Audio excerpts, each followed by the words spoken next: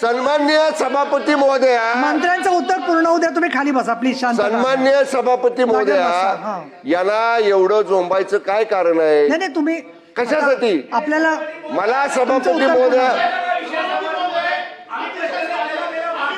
चला आता तुमचं वाक्य. मग हे स्वीकारा ना. अरे तुम्ही स्वीकारा. तुम्ही केलं नाही. बरं तुम्ही मंत्री महोदय पुढे स्वीकारा. बोला. तुम्ही ऑन रेकॉर्ड स्वीकारा.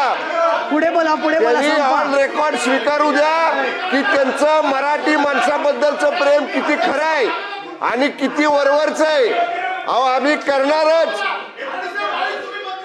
साहेब असं नका बात करू. मराठी भाषेचा विषय आहे. साहेब ऐका माझं. प्रसादजी लाड जागेवर जाऊन बसा. हा, सन्माननीय मंत्री महोदय तुम्ही उत्तर पूर्ण करा. उत्तर पूर्ण करा. चला तुम्ही मी शांतता उत्तर ठेवा. देतोय ना. अहो ते तुमचं पूर्ण ऐकून घ्या. आणि आता खाली बसा. सन्मान्य सभापती महोदया, तुम्ही उत्तर पूर्ण करा. यांचं बरं. ऐकायची जर अहो त्यांनी ते